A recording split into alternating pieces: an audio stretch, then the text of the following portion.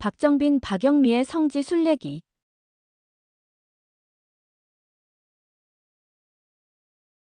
시내산 일출. 이집트, 이스라엘, 요르단편. 첫째 날 2013년 6월 16일 일요일. 아쉽게도 호주 교회 회원들과의 성지 순례는 금년도 예약이 이미 완료된 상태라 한국으로 와서 한국 여행사에서 모집한 순례팀과 합류를 했다. 인천공항에서 여행사 직원들과 저녁 10시 45분에 만났는데 이번에 모집된 여행팀은 모두 31명이라고 했다. 여행사 직원은 이렇게 한꺼번에 많은 사람들이 가는 경우는 매우 드물다고 했다. 함께 한 사람들을 소개받고 보니 대부분이 장로교회 목사와 전도사 그리고 장로와 권사들이었고 침례교 예비 성직자 두부도 있었다. 둘째 날 2013년 6월 17일 월요일. 아부다비 국제공항 대합실. 아부다비 공항 대기실. 새벽 1시 10분경 EY 873 비행기로 아랍에미리트 수도 아부다비를 향해 출발했다. 전날 일기예보로는 오늘부터 장마가 시작된다 해서 걱정을 했는데 한밤중이라 그런지 다행히 바람도 없고 비도 없어 순조로운 비행을 할 수 있었다. 약 9시간 정도 비행을 한 후 아래를 보니 나무 한 그루 눈에 띄지 않는 거대한 사막이 펼쳐 지나가고 있었다. 아부다비 공항에 도착한 시간은 시차가 있어 오후 6시경이었으며 비행 시간은 약 10시간 정도였다. 아부다비 공항 대합실은 천정과 벽이 타일로 도배가 되어 있어 색다른 느낌을 주고 있었다. 이곳에서 4시간 정도를 기다린 후 저녁 10시 5분 EY 653 비행기로 출발해서 12시 20분경에 드디어 이번 여행의 첫 목적지인 이집트 수도 카이로에 도착했다. 아부다비 공항에서 기다리는 동안 일행 가운데 한 목사님과 이집트 역사에 대한 이야기를 나누었는데 그분 말씀을 통해 평소에 가졌던 한 가지 의문을 풀 수가 있었다. 그것은 구약에서 요셉을 모르는 왕이 일어나 이스라엘 민족을 핍박하여 종으로 삼았다고 했는데 어떻게 총리 대신까지 지냈고 나라에 큰 공을 세운 요셉을 모르는 왕이 일어날 수 있으며 그 민족을 핍박할 수 있었는가 하는 의문이었다. 그런데 그 목사님은 요셉 시대의 왕은 이민족인 셈족이었고 새로운 왕은 이집트 원주민인 함족이었기 때문에 그 같은 일이 일어날 수 있었다고 설명해 주었다. 다른 민족세 왕조 더욱이 이집트를 침략해서 점령한 외부 민족과 그들의 억압을 받고 살아온 원주민의 관계라면 충분히 그럴 수 있었을 것이다. 우리 한국의 역사에서도 새 왕조가 일어나면 전 왕조의 사람들을 죽이거나 유배를 보내는 경우가 흔했고 일본과 우리 민족과의 관계를 생각하니 충분히 이해가 되었다. 이집트 편. 드디어 구약 성서의 출애굽기를 되돌아볼 수 있는 이집트에 도착했다. 그런데 이집트의 관문이요. 첫 인상이라고 할 수 있는 국제공항은 실망스러울 만큼 허름했다. 이집트는 세계 4대 문명지의 하나요. 5,000년의 긴 역사를 가졌으며 관광자원이 풍부한 나라다. 그리고 나일강이란 거대한 강이 있어 수자원도 풍부한 나라인데 이렇게 가난한 나라가 되다니 뭔가 정치적으로 잘못되고 있다는 생각이 들었다. 공항을 나오자 이집트 성지를 안내할 가이드를 소개받았는데 이집트에서 살고 있는 한국인 여성 가이드였다. 그녀의 안내로 대기하고 있던 버스를 타고 곧바로 성지 순례에 들어갔다. 첫 방문지는 예수님 피난교회였다. 그곳으로 가는 길에 마무리가 덜 된 채 버려진 듯한 집들이 많이 눈에 띄었다. 안내자에게 물으니 건물이 완성이 되면 세금을 내야 하기 때문에 세금을 피하기 위해 가난한 사람들은 건물들을 완성하지 않은 채 그 안에서 산다고 했다. 이집트 서민들의 생활이 많이 어렵다는 것을 알 수 있었다. 예수님 피난교회.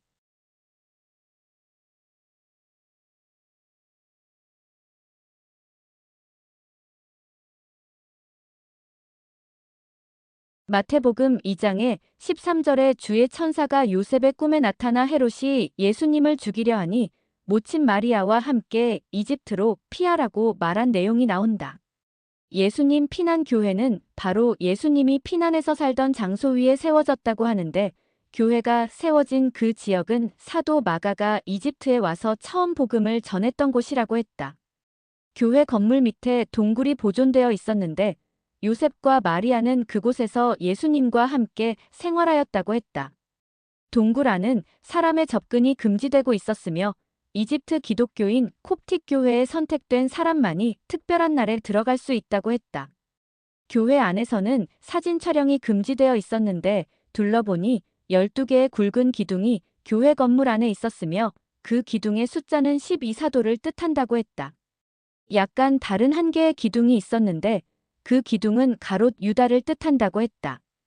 교회는 높은 경건성을 유지하고 있었다. 그런데 교회 주변을 돌아보니 그 지역은 슬럼가를 이루고 있었다.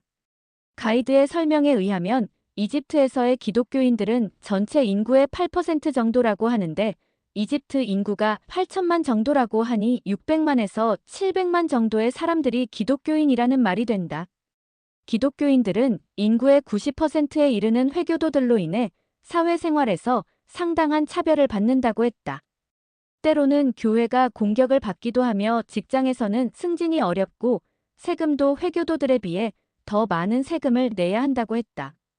이 같은 사회적 차별로 인해 많은 기독교인들이 좋은 직장을 구하지 못해 일부는 쓰레기 처리장에서 재활용품들을 모아서 판 돈으로 생계를 이어가며 어떤 사람들은 일자리를 찾아서 해외에 나가 돈을 벌어 이집트에 남아있는 가족들을 부양하고 있다고 했다. 참으로 안타까운 일이 아닐 수 없었다. 그런데 더욱 안타까운 것은 이곳의 기독교가 그 같은 핍박과 차별을 받고 있는데도 소위 세계 정통 기독교회라 불리는 교회들은 이들을 이단으로 분리해서 아무런 도움도 주지 않고 있다는 사실이었다. 그들이 이단으로 분류된 이유는 단성론 곧 그리스도의 인성과 신성을 같이 믿지 아니하고 오직 신성만을 고집하기 때문이라고 했다. 그러나 생각해보면 이집트 왕 파라오를 인간이 아닌 신으로 섬겨왔던 사람들이 인간으로서 도저히 할 수 없는 많은 일들 곧 죽은 사람도 살리고 병든 사람을 고쳤으며 마지막엔 죽음도 극복하고 부활하신 하나님의 아들 예수님을 인간이면서도 하나님이라는 이중적인 논리인 양성론을 받아들이기 어려웠을 수도 있겠다는 생각이 들었다. 성모 마리아 교회. 다음 성지로는 나일강 변에 있는 마리아 교회로 갔다. 이 건물 역시 콥틱 정교회에 소속된 교회였다. 그곳은 모세가 교회 앞 갈대숲에서 건져 올려졌다는 이야기와 예수님이 피난 다니실 때 그곳에서 배로 출발한 지점이라는 두 가지 이야기가 전해오는 곳이라고 했다.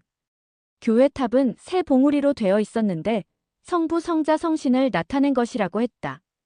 그리고 교회 앞에는 거대한 강이 흐르고 있었고 그 강가에 작은 갈대숲이 있었는데 사료적으로 증명된 것은 아니지만 여러 정황상 모세의 갈대숲으로 불리어지고 있다고 했다. 아마 그런 이유로 이 장소에 마리아의 교회가 건립되었을 수 있겠다는 생각이 들었다. 이집트 고대 박물관. 다음 방문지는 이집트 고대 박물관이었다. 이 박물관은 시내 중심가에 있었는데 박물관 주변 아파트들이 불에 타 검게 그을린 채 방치되어 있었다. 가이드는 이집트의 민주화 운동의 흔적이라고 설명했다. 민주화 바람이 무척 거셌다는 것을 짐작할 수가 있었다. 박물관 안에는 이집트 역대 왕조들의 유물들이 전시되어 있었는데 5천년의 오랜 역사와 세계 4대 문명지의 발상지라는 자부심을 볼 수 있는 훌륭한 유물들이 많이 전시되어 있었다. 그런데 가이드의 말에 의하면 정작 유명 왕조들의 유물들은 거의 도굴당하여 없고 별로 이름이 없는 왕들의 유물들만 출토되어 전시되고 있다고 했다. 그리고 유감스럽게도 사진 촬영이 금지되어 있어 마음에 담고 맛나올 수밖에 없었다. 다음 사진들은 그곳에서 본 것을 인터넷에서 퍼온 것들이다.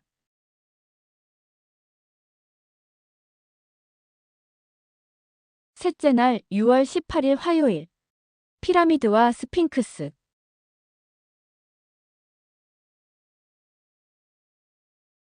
호텔에서 아침 식사를 한 후 세계 7대 불가사의 중 하나인 고대 이집트 왕가의 무덤인 피라미드와 그 주변에 세워진 스핑크스를 관람했다. 피라미드는 그 높이가 140m에 이르는 거대한 돌로 쌓은 석축 건물이었다. 가이드의 설명에 따르면 한 개의 피라미드에 쓰여진 벽돌수가 무려 240만 개에 이르며 10만 명이 20년 동안 만들었고 현대의 첨단 장비와 기술을 동원한다고 하더라도 최소 5년 이상이 걸리는 대건축물이라고 설명했다. 그곳에서 낙타를 타고 사진을 찍기 위해 가격을 물으니 이불이라고 해서 그 말을 믿고 낙타에 오르니 마치 먹이를 노리는 승냥이들 마냥 여러 사람들이 애워싸며 돈을 요구했다. 얼마냐고 물으니 40불이라고 했다. 이들은 베두인들이라 불리는 사람들인데 광야에서 천막을 치고 사는 사람들이라 했다. 그들은 돈을 뜯어내기 위해 관광객들을 위협하는 일도 서슴지 않았다. 그냥 돈 내지 않고 버틸 수도 있겠지만 아내가 걱정을 하고 또 성지 순례의 경건성을 지키기 위해 구불로 협상하고 빠져나왔다. 성지 주변 상인들을 조심하라는 가이드의 안내는 받았지만 그렇게 심하리라고는 생각하지 못했다. 피라미드 옆에는 스핑크스가 있었다. 그곳에는 사진을 찍어주고 일부를 받는 아이들이 있었는데 포즈에 따라 재미있는 사진들이 나왔다. 스핑크스와 키스를 하다니 스핑크스의 얼굴은 사람의 얼굴인데 이집트의 파라오 케프레의 얼굴로 알려져 있다. 그리고 몸은 사자의 몸이었다. 그리스의 신화에는 스핑크스 얼굴이 여자인데 지나는 사람에게 수수께끼를 물어 대답하지 못하면 그 사람을 잡아먹는다고 한다. 그녀의 질문은 3가지 곧 아침에 4발로 걷고 점심에 2발로 그리고 저녁에는 3발로 걷는 것이 무엇이냐는 질문인데 이 질문에 대한 답을 오디푸스라는 사람이 하였고 이 답을 들을 스핑크스는 자살을 했다고 한다. 오디푸스의 답은 사람이었다고 한다. 어려서는 4발, 자라서는 2발, 늙어서는 지팡이를 짚고 걸으니 3발이라는 것이다. 마라샘. 마라샘을 향해 한참을 달려가니 긴 터널이 나왔다. 가이드는 그 터널이 바로 홍해의 숨은 수에즈운하 밑을 통과하는 터널이라고 했다. 그러니까 홍해 밑을 차로 통과한 셈이다. 그곳을 지나 수르광야로 가니 한 작은 우물이 있었는데 바로 마라의 샘이었다. 출애굽기 15장 22절에서 25절 그들이 마라에 왔으나 마라의 물을 마실 수 없었으니 이는 그 물이 쓰기 때문이라. 백성들이 모세에게 불평하며 말하기를 우리가 무엇을 마실까? 하므로 그가 주께 부르짖으니 주께서 그에게 한 나무를 보여주시는지라 그가 물에다 던지니 물이 달게 되더라. 가이드의 설명은 이 우물이 출애굽기에 나오는 그 샘이라는 확실한 증거는 없으나 종려나무 군락이 있는 곳은 오아시스가 있게 마련이고 수르광야 가운데 종려나무가 모여있다는 점과 홍해에서 사흘간을 여행할 수 있는 거리 등을 따져서 이름을 정한 곳이라고 했다. 그리고 이곳에서 가까운 광야는 출애굽기 16장 1절에서 15절에 나오는 신광야라는 곳인데 이곳은 하나님이 이스라엘 사람들에게 메추리기와 만나를 내려준 곳이라고 했다. 시나이 반도의 신광야를 지나서 바다 옆을 지나게 되었는데 그 바다가 바로 모세가 이스라엘 사람들을 건너가게 하기 위해 갈랐다는 홍해 바다라고 했다. 모세가 기적을 일으켰던 그 지점은 아니지만 홍해의 물이야 어딘들 다르겠는가. 홍해를 바라보며 바다를 가르는 모세의 위용을 상상해 보았다. 시간이 조금 늦었지만 모두들 차에서 내려 물가로 가서 바닷물을 손으로 움켜보기도 하고 발을 담가보기도 하며 감격스러워했다. 홍해를 지나 약 30분에서 40여 분을 달려 시내산 기슭에 자리한 조그만 한 모텔에 도착했다. 시간은 이미 저녁 11시가 지나고 있었다.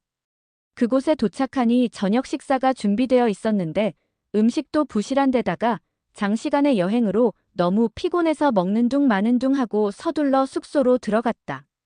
그러나 숙소에 들어가서 쉴 수 있는 시간은 불과 1시간이었다.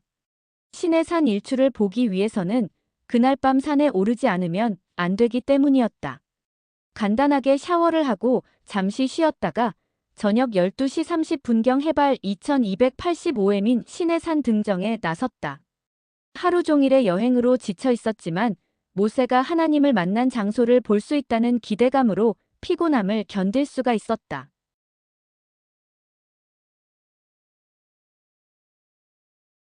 넷째 날 6월 19일 수요일. 시내산 호렙산 줄기에 무사산 아람명 제벨 무사. 출애굽기 19장 18절 신의 산은 온통 연기로 자욱하니 이는 주께서 불 가운데 그 위에 내려 오심이라. 그 연기가 용광로의 연기처럼 솟아오르고 온 산이 크게 진동하더라. 20절 주께서 신의 산 정상에 내려오셔서 주께서 모세를 산 정상으로 부르시니라. 잠시 걸어 올라가니 여러 마리의 낙타들이 길 옆에 엎드려 손님들을 기다리고 있었다. 가이드는 가파른 산길이라 낙타를 타는 것은 위험할 수 있으니 낙타를 타지 말라고 권유했지만 10여 명의 사람들은 가이드의 경고를 무시하고 낙타를 선택했다.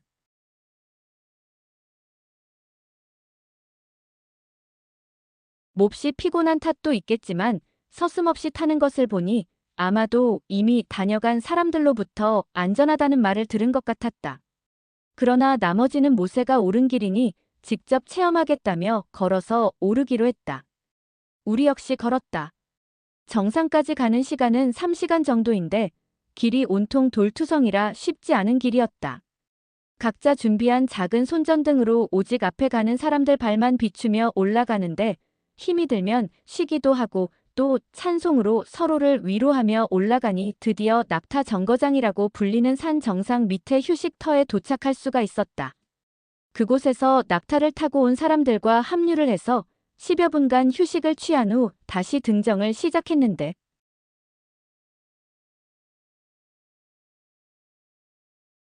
그 지점부터 산 정상까지는 무려 700개의 돌계단이 있다는 가이드의 설명에 일부 노약자들은 등정을 포기하고 낙타 정거장에 머물고 나머지는 다시 정상을 향해 올라갔다. 아내는 무릎이 좋지 않아 출발 전부터 염려를 많이 했지만 끝까지 포기하지 않아 마침내 산 정상에 오르는데 성공했다. 아내는 하나님께서 힘을 주셨다며 기뻐했다. 정상에는 이미 여러 순례자들이 와서 동트기를 기다리고 있었다. 기다리는 동안 우리는 가져온 컵라면을 먹었는데 그곳에서는 컵라면에 넣는 뜨거운 물을 $2씩 팔고 있었다. 물 한 컵에 $2라니. 참으로 비싼 물이었다. 그러나 어쩌리요. 살 수밖에 먼동이 트기 전 산 정상은 잠바를 입어야 할 만큼 쌀쌀했다. 그런 장소 그런 날씨에 한국에서 가져간 컵라면을 먹으니 맛과 기분이 특별할 수밖에 없었다. 조금 기다리니 드디어 동이 트기 시작했다. 사람들은 동이 트자 자리를 잡아 기도를 시작했다. 우리 역시 일행 중 목사님들 몇 분과 함께 한 장소를 찾아 기도를 시작했다. 기도는 한 사람씩 돌아가며 했다. 참으로 감격스러운 일이었다. 모세가 떨기 나무에서 하나님을 만났던 그 산 그리고 십계명을 받았던 바로 그 산에 와서 하나님을 부를 수 있다니 눈을 들어 산 아래를 보니 나무 하나 없는 바위 산들이 햇빛을 받아 그야말로 절경을 이루고 있었다. 내려오면서 가이드는 한 골짜기를 가리키며 그곳이 모세가 하나님을 만나는 동안 아론과 나답과 이스라엘 장로 70인이 기다린 장소로 출애굽기 24장 14절 너희는 여기에서 우리를 기다리라.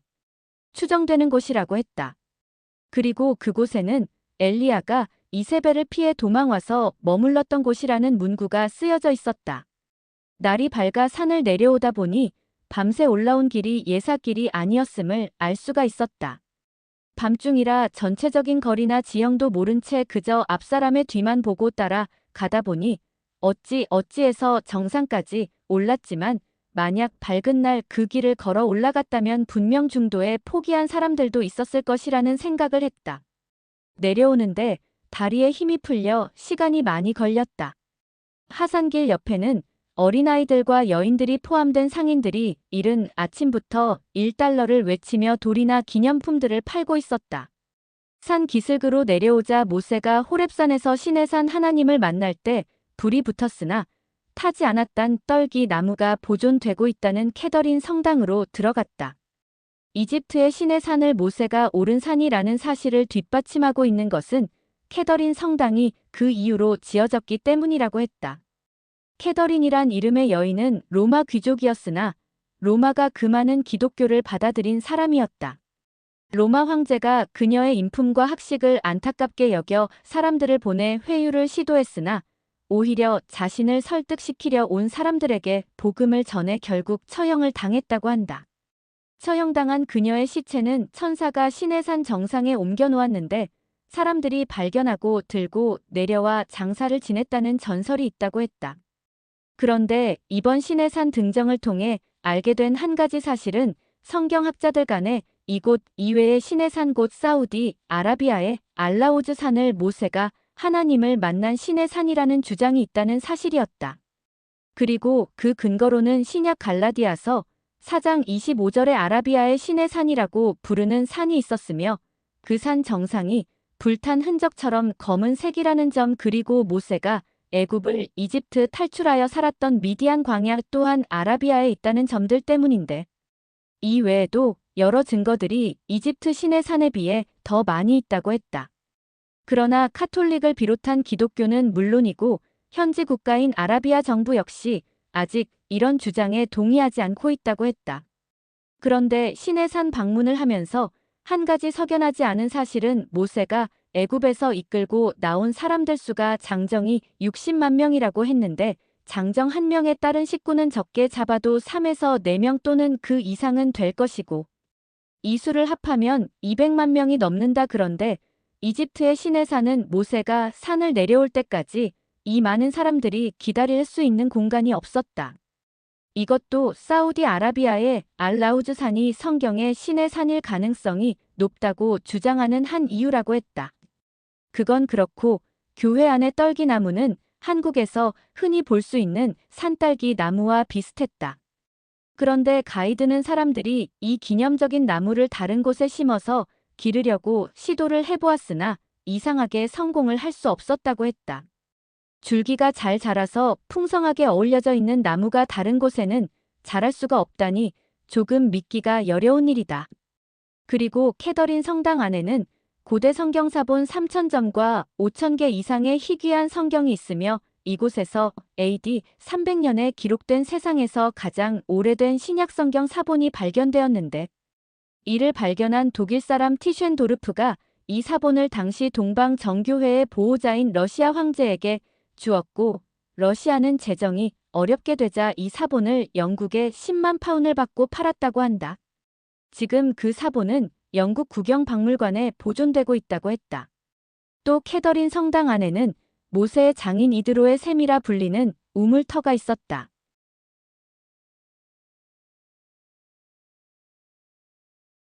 누에다. 시내산 등정을 마치고 바란 광야를 1시간 30분 정도 차를 달려 이집트의 휴양도시라 불리는 누에바로 이동했다.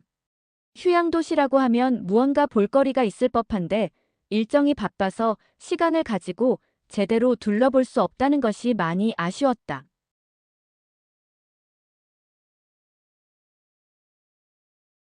이집트 시내에도 별로 볼 수 없었던 한국 식당이 이곳에는 3개나 있다고 하니 분명 볼만한 것이 있으련만 아쉽게도 한가한 거리만 볼 수밖에 없었다. 그곳에 있는 한국 식당에 들려서 점심을 한식으로 먹었다. 그리고 시내 산이 사우디아라비아에 있다고 주장하는 사람들은 이스라엘 사람들이 이곳에서 홍해를 건너 미디안 땅으로 갔다고 말하고 있다. 아무튼 우리는 곧바로 이집트와 이스라엘의 국경지인 타바로 갔다.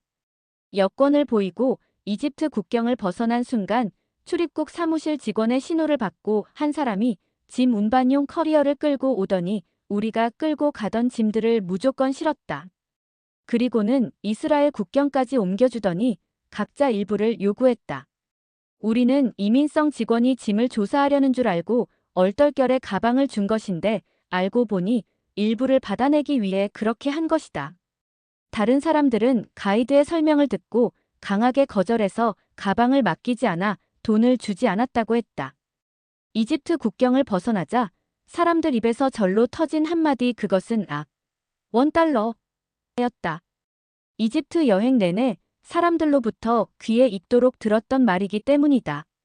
그런데 마지막 국경을 떠나는 사람들에게까지 일부를 요구하며 이런 행동을 하다니 그것도 국경 수비 공무원들의 묵인하에서 현대 문명에서도 기독교를 차별하고 억압하는 나라. 안타깝게도 이집트는 참으로 영적으로나 세상적으로나 가난한 나라가 되어 있었다.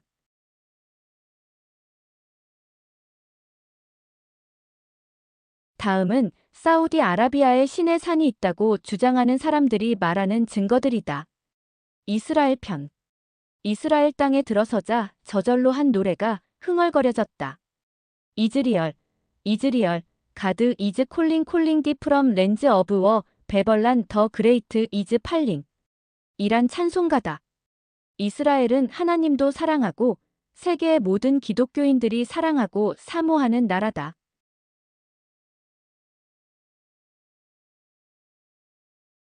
그러나 정작 이스라엘 사람들은 기독교인들을 반가워하거나 친하게 느끼지 않는다고 했다. 그들에게 세계로부터 들어오는 기독교 순례자들은 그저 돈을 가져다주는 관광객일 뿐이라고 했다. 서로의 신앙이 다르다는 것은 이처럼 사람들 사이에 보이지 않는 벽을 치게 만들고 있는 것이다. 참으로 슬픈 일이 아닐 수 없다. 그러나 짝사랑이면 어떤가? 우린 예수님의 나라 이스라엘을 사모해서 그 먼 거리를 온 것이다. 더욱이 올슨 하이드 사도는 1841년에 이스라엘을 방문하고 예루살렘의 감람산에서 이스라엘을 축복하면서 이스라엘을 돕는 나라와 백성은 은총을 베풀고 그렇지 않는 국가나 왕국은 멸망하리라는 주님의 말씀이 이루어지기를 기도했다고 하니 성도인 우리는 이스라엘을 사랑하지 않을 수 없다. 이스라엘 국경을 통과하면서 새로운 여행 안내인을 소개받았다. 예루살렘에 있는 히브리 대학 석사 과정을 밟고 있는 사람이었다. 가이드의 안내로 요르단 강 서쪽으로 4시간여를 달려서 여리고로 갔다. 여리고는 지중해 해면보다 250m가 낮은 저지대라고 했다. 주변을 살펴보니 모래산이 병풍처럼 둘러져 있는데 그 산의 가장자리가 쪼개져 사람 모양의 기둥 모습을 하고 있었다. 가이드는 소금 기둥이 된 롯의 아내 이야기를 하며 그 쪼개진 산 조각을 가리켰다. 억지 연결이라 실소가 터졌지만 그나마 가리킬 수 있는 비슷한 암석 조각이 있어서 다행이란 생각이 들었다. 가이드는 그 산의 흙을 맛보면 소금 맛이라며 롯의 아내가 소금 기둥이 된 것을 다시 상기시켰다. 다섯째 날 6월 20일 목요일. 시험산.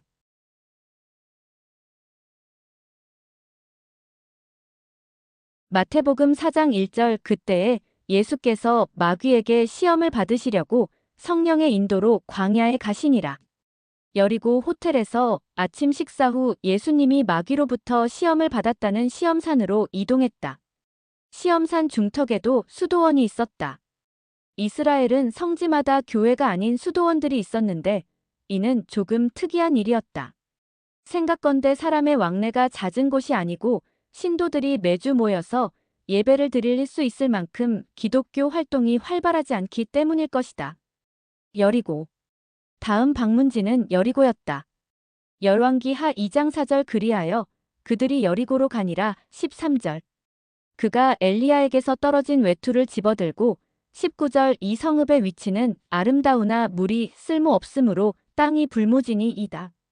여리고에서의 첫 방문지는 여리고 성터였다. 여호수아 6장에 보면 여리고 성은 여호수아가 제사장들에게 언약궤를 메고 성 주위를 하루에 한 번 6일을 돌고 7일째는 7번을 돌은 후 일시에 소리쳐 무너뜨린 성이라고 설명되어 있다.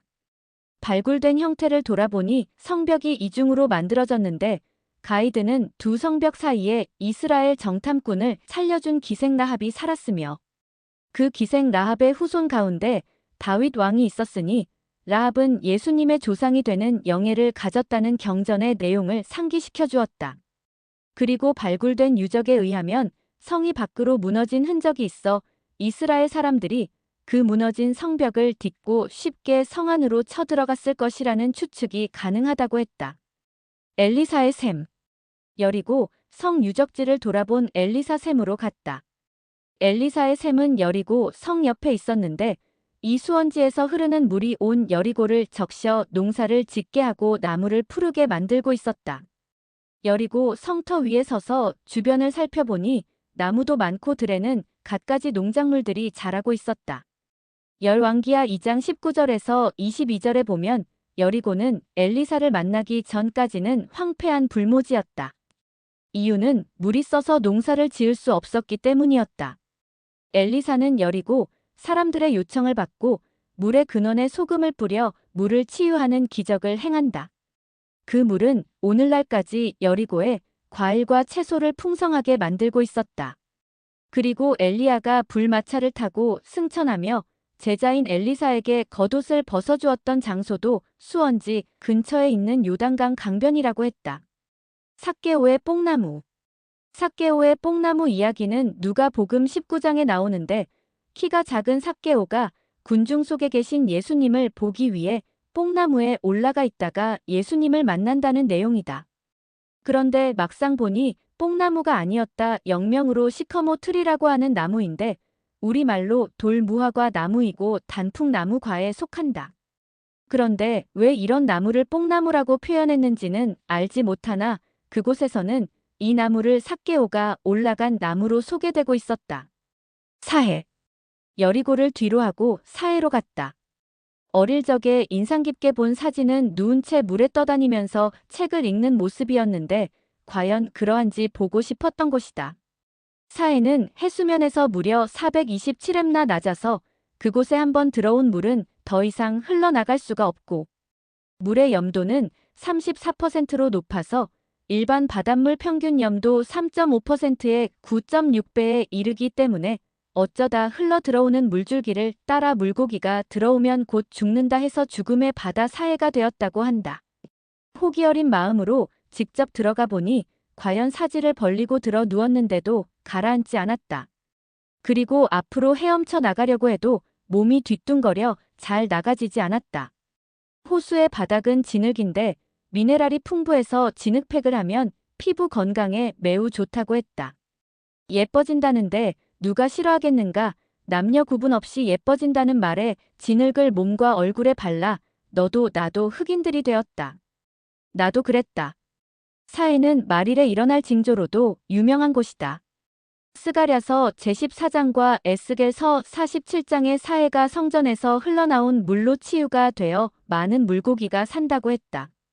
예언자 조셉 스미스도 주님의 재림 전에 일어날 일들로 유대가 돌아오며 예루살렘이 재건되고 성전이 다시 세워지며 사해가 치유가 될 것이라고 했다. 교회 역사 260페이지. 그런데 놀랍게도 최근 2011년과 2013년 사이에 사해 밑바닥에 담수가 나오는 곳이 발견되었고 그곳에 기존 어종과 다르게 생긴 물고기가 산다는 사실이 발견되었다고 한다. 이 사진은 사해 부흥 프로젝트에 참여하고 있는 사진 작가 노암 베테인이 찍은 사진인데 지금 이 물고기는 요르단 피파 자연보호 구역에서 보호되고 있고 세계자연보존연맹인 IUCN에 의해 멸종위기종으로 지정되어 있다고 한다. 물론 이 같은 사실이 사해가 치유되고 많은 물고기가 산다는 말일의 예언을 충족시킬 수는 없는 일이다. 쿰란. 쿰란은 사해 사본이 발견된 곳이다.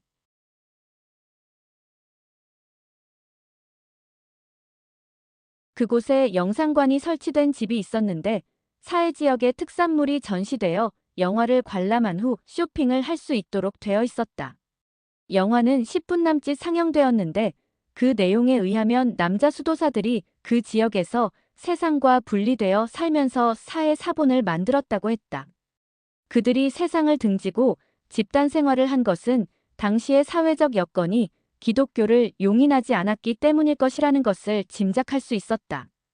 그들은 쿰란에 모여 살면서 구약 성경의 사본을 만들었고 이 사본을 토기 그릇에 넣어 산 곳곳에 동굴을 만들어 보관했는데 그 사본을 사해 사본이라고 부르는 것은 쿰란이 사해 지역에 있기 때문일 것이다. 예루살렘. 다음은 예루살렘 성지 방문이었다.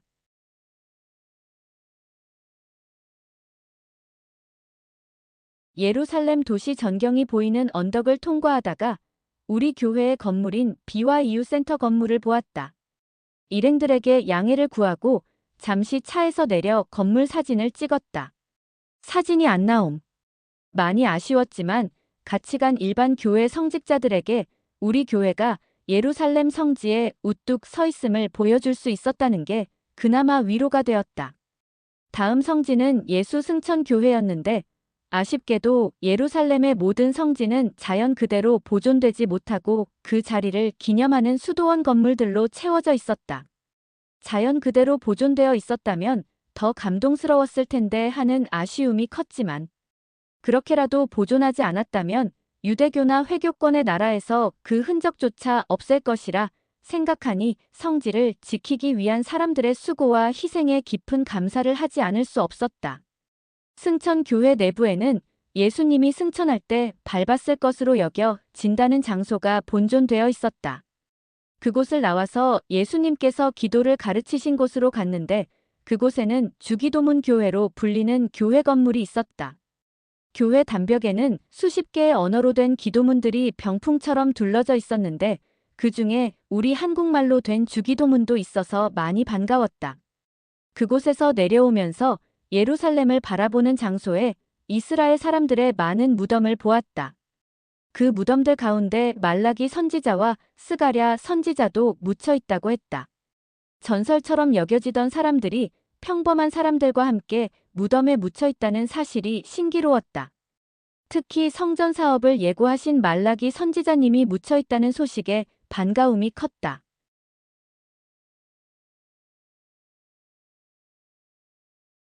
무덤은 박스형으로 만들어진 돌 상자 무덤인데 그 위에 놓인 작은 돌멩이 수가 그 무덤을 찾는 사람들의 수와 같아서 돌멩이 숫자가 살았을 때 사람들에게 미친 영향력이라고 했다.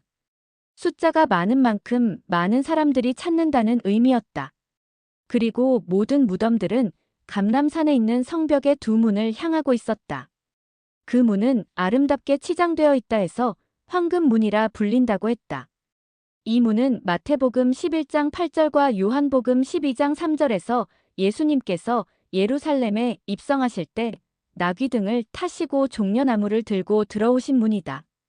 그런데 기독교도들이나 유대인들이나 예수님 또는 메시아가 이 땅에 오시면 그 황금문이 있는 감람산에 올 것이며 부활은 황금문 가까이에 있는 무덤들로부터 부활된다고 믿기 때문에 유대인이든 기독교인이든 문 가까이 묻히기를 바란다고 했다. 문 하나는 자비의 문 다른 하나는 회개의 문이라고 하며 지금은 닫혀 있으나 주님께서 오실 때 열린다고 한다. 에스겔서 44장 1절에서 3절 스가랴 14장 4절. 무덤들을 지나 이스라엘 도시를 바라보고 눈물을 흘리셨다는 곳에 자리한 예수 눈물교회를 방문했다. 예루살렘을 굽어볼 수 있는 자리였는데 성경에 보면 예수님은 이 자리에서 암탉의 비유를 드시며 완악하여 회개하지 않는 이스라엘 사람들에 대한 깊은 애정과 염려를 표현하셨었다. 마태복음 23장 37절 예루살렘아 예루살렘아 선지자들을 죽이고 내게 파송된 자들을 돌로 치는 자여 암탉이 그 새끼를 날개 아래 모음같이 내가 내 자녀를 모으려 한 일이 몇 번이더냐 그러나 너희가 원하지 아니하였도다. 그리고 그곳에서는 예루살렘 성전 서쪽 벽 통곡의 벽과 그곳에서 기도하는 사람들의 모습을 볼 수가 있었다. 성전을 파괴했던 로마군이 무슨 이유였는지는 모르나 성전의 모든 곳을 파괴하고도 성전의 서쪽 벽만을 남겨두어 오늘날 헤롯 성전의 규모를 짐작할 수 있게 된 것은 불행 중 다행이라 할 수 있을 것이다. 부서진 성전의 서쪽 벽만을 붙잡고 통곡하는 사람들. 그들이 만약 오늘날 하나님의 성전이 이 땅 위에 140개가 넘게 지어졌다는 사실을 알면 과연 어떤 생각을 하게 될지. 겟세마네 동산. 다음 행선지는 겟세마네 동산이었다. 예수님이 겟세마네의 감람나무 아래서 기도하셨던 곳에도 역시 교회가 들어서 있었었는데 특정 교회 재단이 아닌 세계 여러 나라에 속한 기독교인들의 헌금으로 지어졌다고 해서 만국교회로도 불린다고 했다. 그런데 교회 옆에 가히 수백 년이 넘었을 만한 늙은 감람나무가 몇 그루 있었는데 가이드의 말로는 그들 가운데는 예수님 당시의 나무도 있다고 했다. 믿기 어려운 이야기이지만 사실이라면 수령이 2000년이 넘었을 것이다. 감람산과 겟세마네 사이의 골짜기가 성경에 나오는 기드론 골짜기라고 했다. 그곳에는 언덕을 차지하지 못한 기독교인들의 무덤이 있었다. 예루살렘의 한켠에는 다윗의 성을 찾는 발굴 사업이 본격화되고 있었다.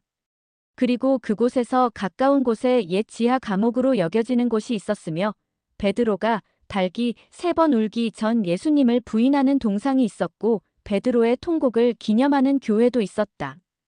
베들레헴. 예루살렘을 돌아본 후 예수님이 탄생하신 베들레헴으로 갔다. 베들레헴은 미가 선지자가 예수님의 탄생을 예언하였던 곳이다. 미가 5장 2절. 베들레헴은 히브리어로 빵집 아랍어로는 푸주간이며 고깃집 에브라시라고도 창세기 48장 7절 불렸다. 그리고 베들레헴은 예수님께서 탄생하신 곳이지만 다윗 왕의 고향이며 야곱의 둘째 아내인 라헬이 묻힌 곳이기도 하다. 그리고 다윗의 조상 루시 보아스를 만나 결혼한 곳이며 룻기 2장. 마리아의 남편 요셉의 고향이기도 하다. 누가복음 2장 4절. 그런데 베들레헴은 이스라엘이 팔레스타인과 6.1 전쟁 후 이스라엘 영토로 병합이 되었지만 지금은 팔레스타인 자치정부가 들어섰기 때문에 자치정부 관할이다. 베들레헴으로 가기 위해서는 팔레스타인 자치구역으로 들어가야 하는데 이 지역은 사람들이 함부로 넘나들 수 없도록 분리 장벽이 설치되어 있었다.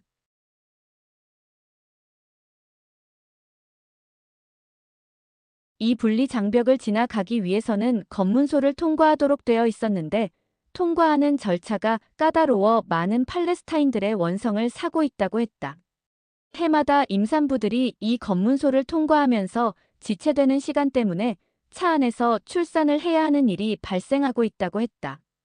이 벽이 설치되기 전에는 벽 너머에 있는 농지를 자유롭게 오가며 농사를 짓던 사람들이 이 벽으로 인해서 농사를 짓지 못하게 되었는데 그 수가 무려 수십만 명이라고 했다. 삶의 터전을 졸지에 잃게 된 사람들은 이 벽 철거를 요구하며 매주 데모를 하고 있고 지금은 일부 양심 있는 이스라엘 사람들까지 가세해서 그 데모에 앞장서고 있다고 했다. 국제사법재판소에서도 이 벽의 부당성을 지적하며 철거하라고 했고 지금은 유엔까지 나서서 벽 철거를 요구했지만 이스라엘은 자국민 보호가 우선이기 때문에 불가피한 일이라고 주장하며 요지부동이라고 했다.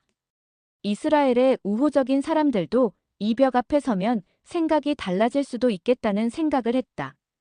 우리 역시 까다로운 통과 절차를 거쳐서 팔레스타인 지역으로 넘어가니 두 지역 사이의 경제적인 격차가 확연히 눈에 띄었다. 검문소를 통과하자 마자 갑자기 지저분하고 노후화된 낡은 건물들이 눈에 들어왔다. 그 건물들의 벽면에는 이스라엘을 원망하는 낙서들로 더럽혀져 있었다. 생존 수단을 뺏긴 사람들이 무슨 말인들 못할까? 생존을 위해 저항하라는 것이 이들의 외침이라고 했다. 지금 팔레스타인 자치정부는 재정적인 자립을 할 수가 없어 유엔 등의 재정 원조를 부탁하고 있다고 했다. 검문소를 통과하여 예수님이 탄생하신 곳에 세워진 예수님 탄생 기념교회에 도착했다. 이 교회는 세계의 카톨릭 교회 분파가 공동 소유를 하는 곳이라고 했다. 카톨릭 교회의 대표적인 세 교회 프란치스코회, 그리스 정교회, 그리고 아르메니아 정교회의 공동 소유인데 그리스 정교회가 교회의 대부분을 소유하고 있고 교회 내에서 말구유가 있었던 것으로 여겨지는 동굴 부분은 프란치스코회, 그리고 동굴 위 왼쪽 부분은 아르메니아 정교회가 소유권을 가지고 있다고 했다. 교회 입구는 허리를 굽히지 않고는 들어갈 수 없을 만큼 작았다. 높이가 1.2m 정도. 교회에 들어갈 때 겸손할 수 있도록 만들었다고 해서 겸손의 문 또는 사랑의 문이라 불려진다고 했다. 그러나 단지 그 이유만이 아니라 회교 문화의 중심에 세워진 교회이니 혹시 외부로부터의 침입을 대비해서 교회 구호를 목적으로 만들어진 문이 아닐까 하는 생각이 들었다. 그런데 그 작은 문을 통과하니 교회 내부는 크고 웅장하였으며 실내 장식들이 매우 호화로웠다. 그곳 관광을 마치고 다시 예루살렘으로 돌아와 숙소에 들었다. 여섯째 날 6월 21일 금요일.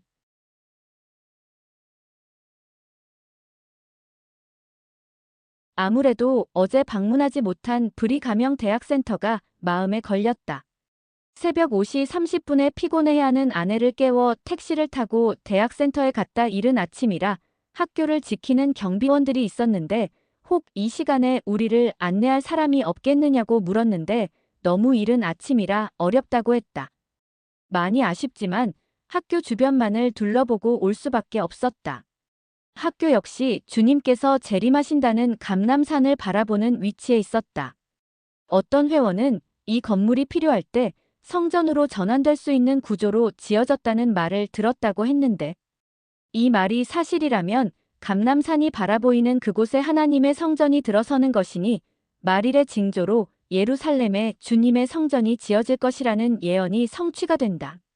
그리고 성전이 들어서는 날이 오면 그야말로 크고 두려운 날이 말라기 4장 5절 목전에 온 것으로 보아야 할 것이다.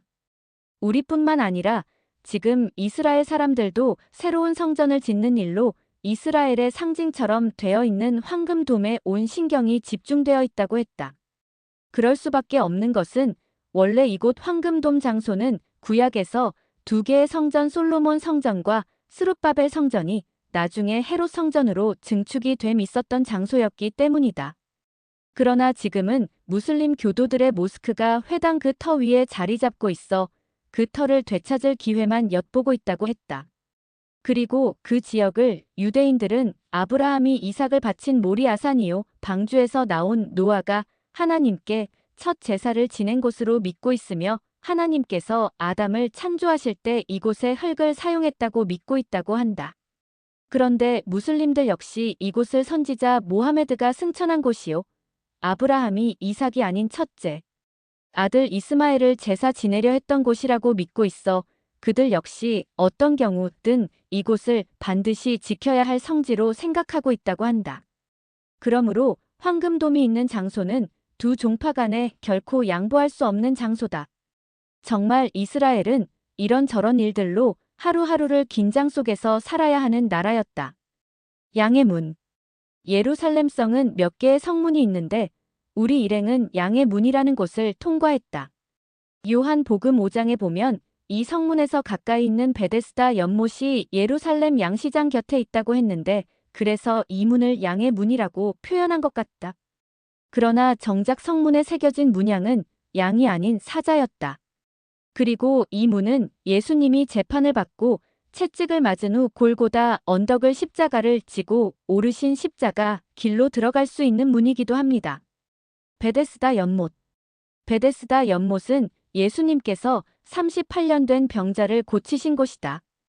요한복음 5장에 예루살렘 양시장 곁에 히브리어로 베데스다라고 하는 못이 있고 행각이 5이 있더라라고 나와 있다. 그 연못의 물은 천사가 내려와서 그 물을 움직이게 하면 그 못에 먼저 들어간 사람의 병이 치유가 될 수 있다고 했다. 그런데 아쉽게도 가서 보니 연못은 없고 연못이 있었다는 장소만 볼 수 있었다. 십자가의 길. 베데스다 교회를 나와 예수님께서 십자가를 지고 골고다 언덕을 오르신 길을 따라 걸었다. 오늘날 순례자들이 걷는 십자가의 길은 1540년경 작은 형제회라고 불리는 수도회가 탐사해서 정한 것이라고 했다. 안토니아 성에서부터 골고다까지 모두 14개 장소를 정해 놓았는데 예를 들면 십자가를 메고 가시다가 넘어졌던 장소, 어머니 마리아를 만난 장소, 십자가에 달리신 동산, 그리고 예수님 무덤이 있었던 장소 등을 추적 조사해서 그곳을 성별하고 그 장소에 기념교회 등이 설 수 있도록 해 놓은 것이다. 그런데 안타깝게도 그 순환의 길은 길 옆에는 낡은 상가들과 허름한 건물들이 벽을 이루고 길바닥은 시멘트 등으로 포장되어 있어 자연스러움도 영적인 느낌도 잃고 있었다. 거기에 분주히 오가는 순례객들도 많아 마치 북적대는 상가 뒷골목을 연상케 했다. 예수님께서 십자가를 지고 피와 땀을 쏟으시며 오르시던 길인데 너무 지저분해서 성스러운 기분을 가질 수가 없었다. 설명에 의하면 7세기경 페르시아군과 이슬람군이 예루살렘을 점령한 후 약 1000년간을 기독교인들이 제대로 된 순례를 할 수 없었다고 하니 어쩌면 이 나마라도 볼 수 있는 것에 감사를 해야 할지 모르겠다. 6월달은 너무 더워서 계절적으로 비성수기라고 했다. 그런데도 성지들은 많은 사람들로 북적거렸다. 비성수기가 이 정도라면 정작 성수기에는 얼마나 복잡하겠는가. 이곳을 찾는 순례객들이 연간 400만에서 500만에 이른다고 하니 참으로 그들의 열정과 신앙이 존경스러울 따름이다. 일부 순례객들은 근처에 있는 상점에서 십자가를 빌려 그 십자가를 직접 지고 그 길을 걸으며 그날의 일을 되새기고 있었는데 그 모습이 매우 인상적이었다. 모두들 성지를 돌며 조금 더 예수님을 가까이 느끼고자 열심들이었다. 가이사리아. 예루살렘에 있는 성지 순례가 끝난 후 로마 총독부가 있었던 가이사리아라는 곳으로 이동을 했다. 이곳은 바울의 로마 선교 출발점이자 기독교가 꽃핀 이스라엘 서편에 있는 지중해 도시였다. 로마 총독부가 있던 곳으로 전해지는 이곳은 아름다운 지중해 해변에 있었는데 탁 트인 바다를 조망할 수 있는 호화로운 총독부를 연상할 수 있었다. 이곳은 바울이 로마로 가기 전 2년간 감옥살이를 한 곳이며 베드로가 로마 군인 백부장 고넬료를 침내준 곳이기도 하다. 근처에는 원형 경기장이 2개가 있었다. 그리고 곳곳에 당시의 건축 문양들을 볼 수 있는 건축물 조각들이 발굴되어 유물로 전시되어 있었다. 갈멜산. 다음 성지인 갈멜산으로 갔다. 이 산은 샤론과 에스드리엘론의 두 평원 사이에 있는 해발 482m의 산이다. 이스라엘 왕 아합의 아들 아하시아가 바알신을 섬기는 등 범죄하다가 자신을 죽을 것이라 저주한 엘리야를 죽이기 위해 50부장과 50인을 이 산으로 보냈다가 모두 하늘에서 내려온 불에 타 죽게 한 곳이며 열왕기하 1장 10절. 엘리야가 바알신을 섬기던 바알교 선지자들 450명과 아세라들의 선지자 400명 모두 850명을 대상으로 정면 대결을 했던 곳이다. 대결 방법은 당시 나라가 크게 가물어 하늘에 바치는 제사의 희생물로 잡은 수송아지를 불로 태우는 일이었다. 그때 바알신 선지자들이 칼과 단창으로 자신들의 몸의 상처를 내 피를 흘리면서까지 간절하게 바알신을 불렀으나 아무 소용이 없었고 엘리야가 희생 제물에 물을 붓되 제단 주변의 도랑까지 채우도록 했으나 하나님을 부르자 불이 내려와 희생 제물은 물론 제물 주변의 도랑물까지 마르게 하였다고 했다. 그때 엘리야는 무려 850여 명의 바알교와 아세라의 선지자들을 죽였다. 열왕기상 18장. 그곳 역시 기념교회가 세워져 있었는데 옥상에 올라가 보니 이스라엘 평지 등 주변의 여러 성지들을 조망할 수가 있었다. 무깃도 히브리어 아마겟돈, 갈멜산을 떠나 인류 최후의 전쟁이 벌어진다는 무깃도로 갔다. 요한계시록 16장 14절과 16절에 귀신의 영이 하나님의 위대한 날의 전쟁을 위해 왕들을 아마겟돈으로 모은다는 말이 나온다. 무깃도는 이스라엘 평야에 있으며 텔이라고 불리는 인공 언덕이었다. 텔은 한 시대의 유적지 위에 새로운 건물이 들어서면서 만들어진 언덕이어서 시대가 서로 다른 유물이 출토되기도 하는데 무깃도에는 솔로몬 시대의 것과 그 시대보다 100년 후의 아합 왕 시대의 것이 같이 출토되었다고 했다. 무깃도는 BC 4000년에서 BC 6세기까지 이스라엘의 최고 요새로 많은 전쟁을 치른 곳인데 솔로몬 시대에 만들어졌던 마 병장이 BC 923년에 이집트의 장군 시삭에 의해 파괴되었으나 다시 아합 왕에 의해 재건되었다고 한다. 무깃도는 주변 국가들이 전쟁을 일으킬 때 반드시 지나가야 하는 전략적 요충지여서 솔로몬 왕은 이곳에 마병장을 만들어 놓고 말을 길렀는데 약 450마리 정도의 말과 150대의 병거를 수용할 정도의 큰 규모였다고 한다. 무깃도는 외부에서 물을 끌어다가 쓸 수 있는 수로를 땅속에 만들어 놓았는데 3000년이 지난 오늘날까지 놀랍게도 잘 보존되고 있다고 한다. 우리는 아쉽게도 이곳 무깃도에 조금 늦게도 착해서 들어가 보지 못하고 이스라엘 평야를 바라보며 설명을 듣는 것으로 대신했다. 위에 올린 자료들은 인터넷에서 구한 것들이다. 이스라엘 평야는 땅이 비옥하고 드넓어서 이스라엘의 곡창지라고 했다. 이런 평화로운 장소에 인류의 마지막 운명을 결정짓는 데 전쟁 곧 아마겟돈 전쟁이 벌어진다는 것은 현재로서는 상상하기도 힘든 일이었다. 나자렛. 무깃도를 나와서 예수님이 자라신 곳 나자렛으로 들어갔다. 나자렛은 예수님의 아버지 요셉과 어머니 마리아의 고향이며 예수님께서 유년기를 보내신 고향이다. 마리아가 가브리엘 천사로부터 예수님 잉태를 예고받은 마리아의 집터 위에 성당이 세워져 있었다. 수태고지 성당. 이곳에서도 역시 천주교의 성지를 지키려는 노력을 볼 수가 있었다.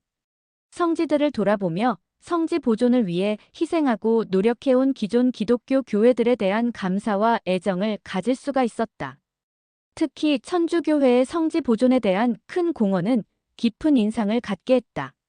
생각해보면 우리들이 받아들인 회복된 복음은 그 씨앗이 바로 이들 교회의 수고와 희생 위에서 싹이 트고 자랐다는 것을 알 수가 있다.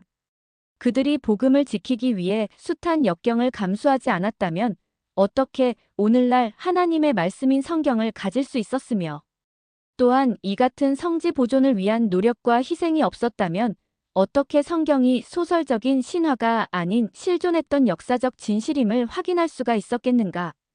그리고 나자렛 교회에는 각국에서 자기 나라 사람들의 여인과 아들의 모습으로 성모와 성자를 표현하였는데 그곳에 우리나라 여인과 아들도 있어 반가운 마음이 컸다. 교회 건물 밑에는 요셉과 마리아가 살았던 곳으로 추정되는 집터가 발굴되어 있었다. 그곳을 방문한 후 숙소에 갔는데 예수님의 고향 나자렛에서 하룻밤을 잘 수 있다는 사실이 감격스러웠다. 일곱째 날 6월 22일 토요일 2013 가나 혼인잔치. 오늘은 물을 포도주로 만드는 기적을 행하신 가나 혼인잔치가 있었던 곳. 그리고 물고기를 잡는 어부 베드로를 사람의 영혼을 구하는 제자로 거둔 갈릴리 호수와 예수님께서 심령이 가난한 자는 복이 있나니 저희가 위로를 받을 것이요로 시작해서 8가지 복을 말씀하신 팔복산을 방문했다. 가나 혼인잔치가 있었던 곳에서는 당시의 포도주 항아리를 볼 수가 있었는데 예수님 어머니인 마리아가 예수님에게 술이 떨어졌다고 말하고 종에게 그가 시킨 대로 하라고 한 점을 생각할 때 그 두 분은 그냥 잔치에 참석한 손님이 아니라 그 잔치의 주최자와 특별한 관계에 있었던 것은 아닌가 하는 생각을 갖게 한다. 그래서 어떤 사람은 가나 혼인잔치는 예수님 본인의 혼인잔치라는 주장을 하기도 한다. 예수님은 물로써 고급 포도주를 만드는 기적을 행했고 이 기적은 그가 성경에 기록된 첫 번째 기적이었다. 갈릴리 호수. 마태복음 4장 15절 예수께서 갈릴리 해변가를 걸으시다가 두 형제를 보셨는데 베드로라 하는 시몬과 그의 형제 안드레라. 따라오라 내가 너희로 사람들을 낚는 어부가 되게 하리라. 드디어 갈릴리 호수에 도착했다. 사실 성지 순례를 간다고 했을 때 먼저 생각한 게 갈릴리 호수였다.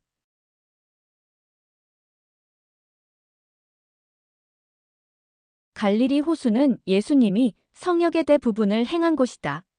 그리고 또 내 자신이 바닷가에서 태어났고 지금도 바다 가까운 곳에 살고 있다는 것도 갈릴리 호수에 대한 관심이 높은 이유일 것이다. 갈릴리 호수 물은 담수여서 분명 호수이지만 호수라고 하기에는 너무 커서인지 바다로도 표기한다. 성경 영문에도 시 어브 갤럴리라고 표기되어 있다. 그리고 해수면보다 209m 정도 낮은 곳이며 구약에서는 긴네렛 호수라 민수기 34장 11절 표기되었고 일부 신약에서 게네사렛 호수로 누가복음 5장 1절 표기되어 있다. 갈릴리는 신약 성경에서 매우 중요한 부분을 차지한다. 12사도 가운데 대부분이 이 근방 사람들이었으며 그중 직업이 어부인 사람이 4명이나 베드로, 안드레, 야고보, 요한 된다. 또한 예수님이 부활하신 후 나타나신 곳도 갈릴리다. 요한복음 4장 4절. 이미 아침이 되었는데 예수께서 바닷가에 계시나 제자들은 그분이 예수인 줄 알지 못하더라. 그리고 호수 위를 걸어오신 예수님과 예수님을 따라 하다가 물에 빠진 베드로 일과 바다에 큰 폭풍이 일어 배가 파도에 덮이자 바람과 바다를 꾸짖어 잠잠케 하신 일. 그리고 밤새 고기를 잡지 못한 베드로에게 그물이 터지도록 잡게 하신 일 등도 다 이곳에서 일어난 사건들이다. 우린 배를 타고 이러한 일련의 사건들을 생각하며 갈릴리 호수를 돌아보았다. 호수는 상당히 넓었으며 166제곱킬로미터 호수의 건너편에는 마을들이 보였는데 예수님은 배를 타고 이쪽과 저쪽을 오가며 사역을 하셨다는 것을 알 수가 있었다. 우린 선상에서 예배도 보고 갈릴리 노래도 함께 불렀다. 같이 간 일행들 중에는 목사님들도 여럿이고 또 찬양대 지휘자들도 있어 예배를 보고 노래를 부르는데 조금의 주저함도 없었다. 갈릴리 해변을 자세히 들여다보니 어린 물고기들이 떼를 지어다니는 게 호수에 물고기들이 많다는 것을 알 수 있었다. 그 물고기들 가운데는 베드로라는 이름을 가진 물고기가 있었다. 호수 근처에 있는 한 식당에서 점심을 먹었는데 식사를 하던 모든 손님들이 다 먹을 수 있도록 한 마리씩 주어졌다. 아마 갈릴리를 찾는 사람들이 추억으로 삼도록 특별히 배려한 것 같았다. 지느러미를 그대로 두고 요리한 것이라 매우 거칠게 보여서 혹 베드로의 터프함을 연상할 수 있도록 한 것은 아닌가 하는 생각을 하며 먹었는데 보기와는 달리 고기는 부드럽고 맛이 좋았다.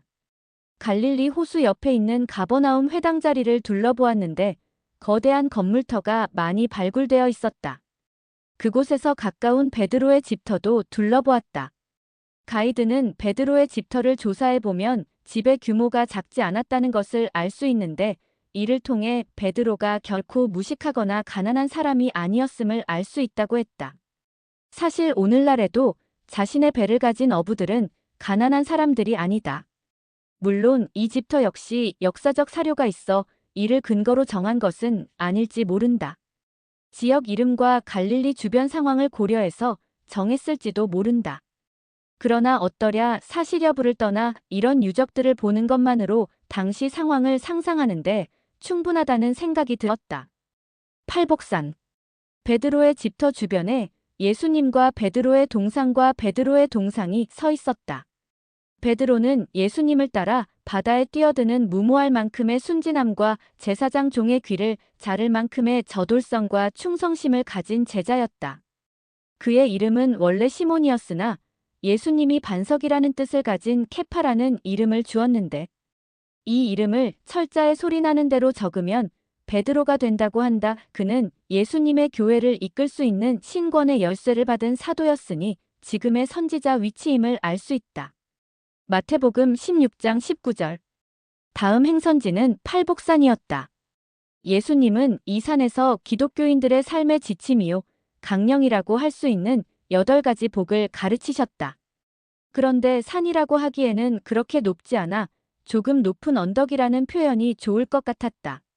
마태복음 5장부터 7장 주께서 무리를 보시고 산에 올라 앉으시니 제자들이 그에게 나아오더라. 주께서 입을 열어 그들을 가르치며 말씀하시기를 심령이 가난한 자는 복이 있나니 천국이 그들의 것임이요. 예수님은 이곳에서 산상수훈이라 일컬어지는 가르치심을 주셨는데 애통하는 자, 온유한 자, 의에 굶주리고 목마른 자, 자비로운 자, 마음이 순결한 자, 화평케 하는 자, 그리고 의로 인해 박해를 받는 자 등 모두 8개 항목으로 나누어서 그들이 받게 될 축복을 가르치셨던 산이라고 해서 팔복산이라 불려지고 있다고 했으며 이를 근거로 팔복산 기념교회가 세워져 있었다. 이 교회에서 갈릴리 호수로 이어지는 들판에 많은 사람들이 모여서 예수님의 말씀을 듣는 모습을 상상할 수 있었다. 그곳을 떠나 예수님이 가르치셨던 제자들의 성읍 중 하나인 벳세다로 갔다. 벳세다는 그 뜻이 어부의 집이라는 뜻이어서 어부들이 모여 사는 성읍이었음을 짐작케 했다. 그리고 그곳은 예수님의 제자들 중 베드로, 빌립, 안드레의 고향이기도 하다. 요한복음 1장 44절과 12장 21절. 가서 보니 마을은 사라지고 여기저기 마을이 있었던 흔적들만 남아 있었다. 벳세다에 있는 들판으로 나아갔다. 가이드는 그곳이 예수님이 물고기 2마리와 빵 5덩어리로 5,000명을 먹이시고 남은 물고기와 빵 조각 12광주리를 거두셨던 곳이고 마가복음 6장 38절에서 44절. 눈먼 소경을 안수하여 낫게 하신 곳이라고 했다. 그럼에도 그곳 사람들이 회개하지 않자 심판날에 그들이 두로와 시돈 그리고 소돔보다 더 큰 벌을 받을 것이라고 하셨는데 누가복음 10장 13절부터 15절. 그래서 그런 것일까? 마을은 황폐가 되어 잡초들만 무성하고 남아있는 흔적들이 을씨년스러웠다. 요르단 편 요르단 하심왕국. 갈릴리 해변을 돌아보는 것을 끝으로 이스라엘 성지 여행을 마치고 요르단으로 건너왔다. 요르단은 중동 국가 중 유일하게 입헌 군주 국가로서 왕을 가진 나라다. 그러나 형식만 그러할 뿐 법이 왕의 권력을 제한하지 못하는 절대 왕권이 행사되는 나라다. 국토 면적은 91,860제곱킬로미터이니 우리나라 남한과 99,392제곱킬로미터 디스탄 면적이며 전형적인 무슬람 회교 국가다. 인구의 92%가 수니파 이슬람교도다. 언어는 아랍어이지만 도시에서는 영어도 통용되며 인구는 500만 정도의 작은 나라다. 야복강. 창세기 22장 22절에서 30절 그의 두 아내와 두 여종과 11아들을 데리고 야복 여우를 건넜는데 야곱이 홀로 남았는데 어떤 사람이 거기서 야곱과 날이 셀 때까지 맞붙어 싸우다가 이스라엘이라 불리리라 이는 내가 통치자로서 하나님과 사람들과 겨루어 이기었음이라. 그곳 이름을 브니엘이라 하였으니 이는 내가 하나님을 대면하여 보았지만 내 생명이 보전되었다 함이라.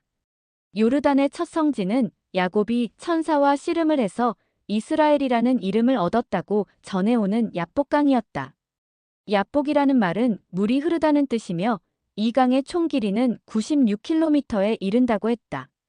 요르단 수도 암만으로 가는 길에 있었는데 아무런 표시도 없고 여기저기 검은색 폐비닐이 널 부러져 있어 조금 지저분해 보이는 작은 수로였다. 도저히 성경에 등장하는 성지로 표현할 수 없는 곳이었다. 물이 흐르는 강이니 분명 거슬러 올라가면 좀 더 좋은 장소가 있을 것이지만 그곳에서 지체할 수가 없어 아쉬운 마음을 뒤로 하고 차에 올랐다. 요르단 역시 이집트처럼 성지로 이동하는 도로변은 사막이요 광야였다. 요르단에서 우리를 안내한 사람은 한국에 있는 감리교회에서 파송된 선교사인데 지난 10년 동안 겨우 이 가정을 인도하였다고 했다. 어떻게 그럴 수가 있는가 하자 그 가정들도 자신이 가르친 게 아니라 그들 스스로의 특별한 체험을 한 후 교회에 들어왔다고 했다. 개종 스토리가 흥미로웠다. 한 사람은 농사를 짓는 농부인데 어느 날 자기 밭에서 일을 하다가 갑자기 땅이 꺼져 깊은 구렁으로 떨어져 죽을 수밖에 없게 되었는데 그 순간 하얀 옷을 입은 어떤 사람이 자신을 받아주어 살아날 수 있었다고 한다. 그런데 자신을 받아준 그 흰옷 입은 사람이 바로 예수님이었다는 것을 알게 되었고 기독교로 개종을 하게 되었다고 했다. 그리고 또 한 사람 역시 꿈에서 예수님과 같은 사람을 만난 후 그분으로부터 자신의 손에 어떤 표를 받았는데 잠에서 깨어보니 놀랍게도 자신의 손에 그 표가 남아 있었다는 것이다. 이에 놀란 그 사람은 기독교로 개종을 했다고 했다. 회교도가 기독교도로 개종을 하는 것은 지역사회에서의 고립을 자초하고 때론 생계까지 위협을 받기 때문에 이 같은 특별한 체험을 갖지 않는 한 기독교로의 개종은 매우 어렵다고 했다.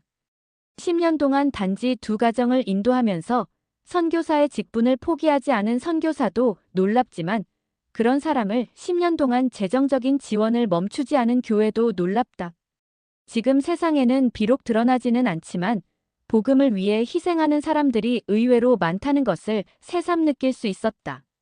인구의 7%가 기독교 교인들이라 하니 그것만으로도 놀라운 결과가 아닐 수 없다. 요르단의 지형은 매우 특이했다. 해수면보다 훨씬 낮은 지역이 있는가 하면 반대로 한국의 개마 고원처럼 높은 지대가 있어 오르고 내려가는 일이 쉽지 않았다. 가이드의 말에 의하면 공항에서 나오는 길은 해면보다 200여 미터가 낮은 저지대이고 숙소가 있는 수도 암만은 해발 700m에서 1100m의 고지대라고 하니 공항에서 수도 암만까지 가는 길은 900m에서 1300m의 고산지대를 등정하는 것과 같다는 이야기가 된다. 더욱이 오가는 길도 좁아서 차가 한 번씩 커브길을 돌 때는 수백 길 낭떠러지가 눈앞에 내려다보여 간담이 서늘해졌다. 몇 차례 놀랜 가슴을 달래다 보니 드디어 요르단의 수도 암만에 도착했다. 암만은 공항에서 나오는 길에 보았던 허름한 서민들의 도시와는 달리 아름답고 잘 가꾸어진 도시였다. 요르단은 가난한 나라지만 수도 암만은 주변 나라 부자들이 와서 살기를 원하는 곳이어서 그들이 투자를 하기 때문에 좋은 집들이 많다고 했다. 8번째 날 6월 23일 일요일 2913년 페트라와 암몬성.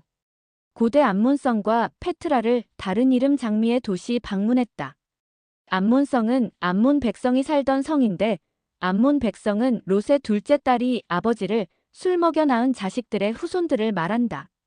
성경에서 셀라라는 사사기 1장 36절 역대왕하 14장 7절 이름으로 불리워진 고대 도시 페트라는 최근에 유네스코의 신세계 7대 불가사의로 등록되어 많은 관광객들이 찾고 있으며 새로 번역된 성경에서는 지금의 이름대로 페트라로 불려진다고 했다. 일행 중 한 명은 이번 성지 순례에 참여한 것은 바로 이곳을 보기 위해서라고 했다. 페트라에 가는 길에 와디 무사에 모세의 샘 들렸다. 이 샘은 모세가 약속의 땅으로 가면서 지나간 곳이라고 하는데 그 물은 마실 수 있다고 해서 사막에서 나오는 물은 어떤 맛일까 궁금해서 물을 조금 떠서 마셔보았는데 지난 며칠 동안 마셔온 물과 별로 다르지 않았다. 페트라는 말의 뜻이 바위라고 하더니 과연 대단한 위용을 가진 거대한 바위 골짜기였다. 가이더는 그곳이 기원전 300년경에 나비타 안족이 세운 교역 중심의 요새 도시며 사도 바울이 다마스커스로부터 피신한 지역이라고 했다. 영화 인디아나 존스에 나온다는 페트라는 거대한 사암이 양벽을 이루어 작은 통로를 만들고 있었는데 옛 거민들이 사용하던 마구간과 주거지, 무덤들이 모두 사암을 떠내서 만든 암굴 형태였다. 불과 3m 정도의 좁은 암벽 통로를 따라 1km 정도 걸어서 들어가니 넓은 광장이 나오고 그곳에는 바위를 깎아 만든 거대한 신전이 서 있었다. 페트라가 7대 불가사의로 인정된 것은 바로 이 신전 때문이라고 했다. 어림잡아도 30m는 넘을 높이의 이 신전은 쌓아 올린 건축물이 아니고 바위벽을 깎아서 만든 조각물이었다. 실수를 하면 다시 복구할 수 없는 조각품이기 때문에 이 거대한 조각이 완성되기까지 실수가 없었다는 이야기니 참으로 놀라운 일이 아닐 수 없었다. 한 번에 실수 없이 만들어진 거대한 조각품 그래서 세계가 인정하는 7대 불가사의 중 하나가 된 것일 게다. 이 신전의 12개 기둥은 12개월을 의미하고 신전 옆에 새겨진 사람의 발자국 모양은 365개 곧 365일을 의미한다고 했다. 이곳을 조금 지나 안으로 가니 이 같은 조각물이 미완성된 상태로 남아있어 더욱더 이 조각물의 완성을 위해 신기의 기술이 필요했음을 알게 해주었다. 그리고 넓은 광장 주변에는 여러 동굴들이 있었는데 어떤 것은 묘지로 어떤 것은 주거지로 사용되었다고 했다. 최근까지 사람들이 살았으나 그곳을 관광지로 개발한 이후 주민들을 철거시켰다고 했다. 동굴 안을 들여다보니 오래 비어있어 흙이 쌓여 있었는데 그 흙을 다 파내면 사람이 살만한 공간이 될 수 있을 것이란 생각이 들었다. 페트라는 바위벽을 통해 물을 공급하는 수로가 있었으며 바위를 깎아서 만든 원형극장과 신전까지 갖춘 완전한 고대 도시 형태를 갖추고 있었다. 과학자들이 밝힌 바에 의하면 인구 약 2,500명이 주거했던 도시라고 했다. 카락성.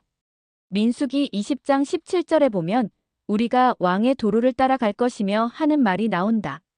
모세가 카데스에서 에돔 왕에게 사자를 보내어 길을 열어줄 것을 간청하면서 나온 말이다. 왕의 도로를 따라가니 열왕기 하 3장 27절에 나오는 키라레셋 곧 카락성이 나왔다. 카락성은 모압왕이 북 이스라엘 여호람과 남 유다왕 여호사밧과 연합하여 공격해서 성이 함락되기에 이르자 자신의 맏아들을 신에게 번 제물로 드린 후 위기를 벗어났다고 알려진 곳이다. 이 카락성은 해발 1230m의 고지대에 있다. 이곳에서 암몬성으로 가기 위해서는 아르논 골짜기를 통과해야 하는데 거대한 양대 산맥이 계곡을 사이에 두고 있어 내려가고 올라오는 길이 위협을 느낄 정도로 가팔라서 스릴이 있었다. 가드레일도 없이 무려 800m 정도를 내려가고 다시 900m 정도를 올라가니 혹 미끄러져 굴러 떨어질 것 같은 아찔함으로 모두들 잔뜩 긴장을 했다. 마음 졸이며 내려가고 올라가니 비로소 평지가 나왔다. 이 길 역시 왕의 길이었다. 요르단의 성지 순례는 성경에서 나오는 고대 이름이 지금도 사용되는 곳이 많아 더욱 실감을 느낄 수가 있었다. 암몬성. 사무엘하 11장 1절 다윗이 요압과 그와 함께한 그의 신하들과 온 이스라엘을 보내니 그들이 암몬 자손을 멸하고 랍바를 암몬성 포위하니라. 사무엘하 12장. 그때 요압이 암몬 자손 랍바와 싸워 그 왕의 도성을 취한지라. 암몬성 하면 아무래도 다윗과 밧세바를 떠올리지 않을 수 없다. 사무엘상 11장에 다윗이 성 위에서 장군 우리아의 아내 밧세바가 목욕하는 것을 보고 탐심이 일어나 그녀를 얻기 위해 자신에게 충성하는 부하 우리아를 전장에 보내 죽게 하는데, 그때의 전쟁터가 바로 암몬 성납바이기 때문이다. 그리고 암몬 족속은 롯의 둘째 딸이 아버지 롯과 동침하여 낳은 자식의 후손들을 말한다. 9번째 날 6월 24일 월요일 2013년 느보산. 이번 성지 순례의 마지막 날이다. 모세가 묻혔다고 여겨지는 느보산에 갔다. 성지 입구에 선지자들의 얼굴이 조각된 입석이 있었는데, 서기 2000년에 이곳을 방문한 교황 요한 바오로 2세의 방문을 기념해서 세운 것이며, 교황이 이곳을 방문한 후 성지로 정해졌다고 했다. 이곳에는 모세에 관한 기념비가 있었는데, 모세는 이곳에서 이스라엘 사람들이 들어갈 가나안 땅을 살펴본 후 그의 일생을 마감했다고 한다. 신명기 34장 1절. 모세가 모압 평지에서 느보산에 올라가 여리고 맞은편 비스가 산 꼭대기에 이름에 여호와께서 길르앗 온 땅을 단까지 보이시고, 이에 여호와의 종 모세가 여호와의 말씀대로 모압 땅에서 죽어 벳보을 맞은편 모압 땅에 있는 골짜기에 장사되었고, 오늘까지 그의 묻힌 곳을 아는 자가 없느니라. 모세가 죽을 때 나이 120세였으나 그의 눈이 흐리지 아니하였고 기력이 쇠하지 아니하였더라. 이스라엘 자손이 모압 평지에서 모세를 위하여 애곡하는 기간이 끝나도록 모세를 위하여 30일을 애곡하니라. 느보산 정상에는 아직 공사가 진행되고 있었다.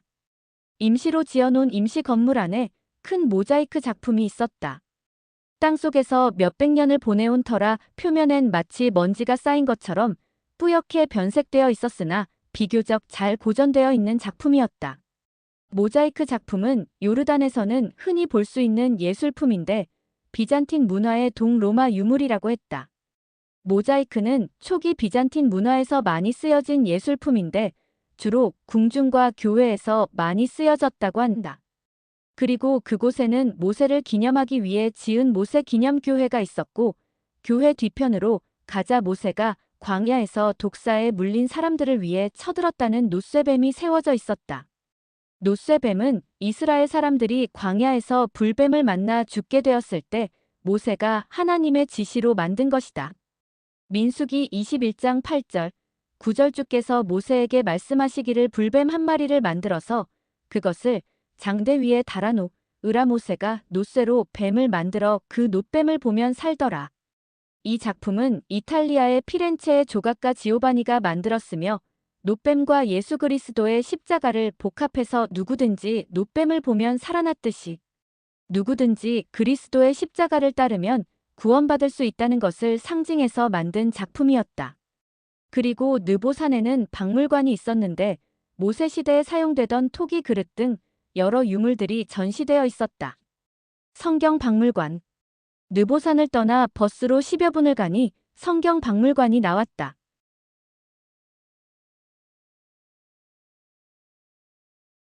성경 박물관은 성경에서 일어난 사건과 당시의 생활상을 조형물을 통해 표현해 놓고 있었다. 성경을 모르는 사람들에게 성경을 설명하는 데는 이보다 더 좋은 방법은 없을 것이다. 조지 교회 마다바 교회.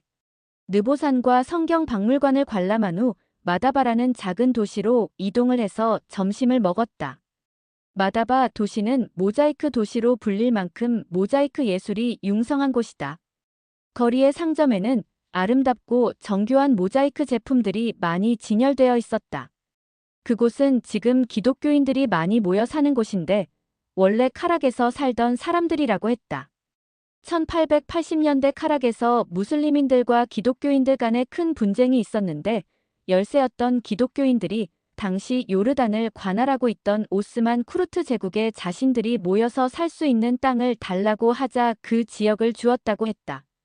마다바는 원래 기독교인들이 오래전에 살았었던 지역이었는데 오스만 쿠르트 제국 지금의 터키는 그 땅을 주면서 기독교인들의 활동을 제한할 목적으로 교회 건물은 오직 옛날 교회가 있었던 장소에만 지을 수 있다는 조건을 걸었다고 한다. 그때 이곳으로 이주한 기독교인들 수는 약 2,000명 정도였는데 그들이 교회를 짓기 위해 옛날 교회 터를 파는 과정에서 기독교 성지 지도를 발굴하였고 그 성지 지도를 통해 잃었던 성지들을 되찾을 수 있었다고 한다. 교회 내부에 들어가니 성지 지도와 함께 발굴된 교회 바닥에 있는 그림도 볼 수 있었는데 흙 속에서 나온 것이라 색채는 흐렸으나 그림 형태는 분명했다. 그리고 교회 내부에 걸린 성화는 모두 모자이크로 만들어져 있어서 당시의 문화를 재현하고 있었다. 성조지 교회 방문으로 모든 순례 일정을 마치고 요르단 공항에서 아부다비 공항으로 가서 2시간 정도 기다린 후 인천공항을 향해 출발하였다. 예루살렘에 있는 성전 모형물. 솔로몬 성전은 솔로몬이 7년간 열왕기상 6장 38절 지었으며 BC 960년부터 BC 586년까지 약 374년간을 유지했다. 바벨론 느부갈네살 왕이 침공해서 성전을 파괴시켰는데 70년 뒤 포로에서 귀환한 스룹바벨이 유대 총독이 되어 BC 515년에 스룹바벨 성전을 지었다. 그러나 솔로몬 성전에 비해 너무 작고 볼품이 없어 헤롯 왕이 BC 18년부터 수십 년에 걸쳐 크게 증축을 했고 그 후부터 헤롯 성전으로 불려지게 되었다.